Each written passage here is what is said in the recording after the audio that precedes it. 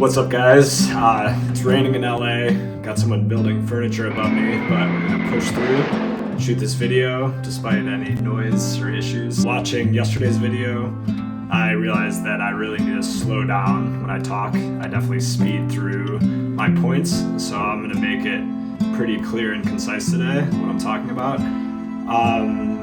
Still talking about my trip and travel, and Joseph Campbell, who basically was the philosopher that talked about the hero's journey. And the hero's journey is seen in Star Wars, every action movie. It's literally the structure of a story, and it starts with a call to action, and it ends with coming home and having knowledge that you brought from your journey and bringing it back to the people you love. So one part of my journey that stood out is the dark night of the soul, and that's about like 60% through the journey.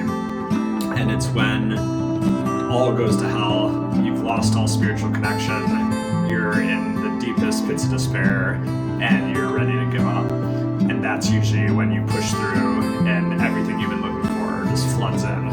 And that's exactly what happened on my trip. I was in Nepal. I had signed up to do a 10-day meditation in the jungle and traveled like hours from Kathmandu to get to this meditation camp, and went up to the registration, showed them my passport, and the person had a look on their face, that something was wrong, and I was nervous, and she looked at me and she said, you're not actually going to be able to do this today.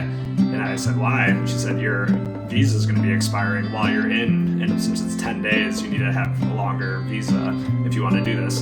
So I freaked out, I kind of argued with her, went through the jungle, literally was thinking of moving home. I was like, I just want to go home, get a job, stop worrying about this spiritual path and like bettering myself, and just go back to comfort basically. So I'm kicking the dirt, thinking of going back to Kathmandu and getting like a good meal and drinking and having a party just to like deal with the stress from missing the meditation. And I noticed this kind of abandoned village house with some hiking boots and kind of Western looking clothing hanging on a wire. So I investigate and noticed that it was a commune with a bunch of people living there, a lot of people who were meditators and had done the 10-day meditation, and literally spent the next 5 or 6 days with them, living communally, meditating, doing this incredibly kind of like spiritual ritual of community and cooking together, waking up with the sun. Literally just kind of like flooded all that energy I wanted back from the 10-day meditation. So that was kind of my dark night of the soul story. I eventually did the meditation in Kathmandu, which is a whole nother story.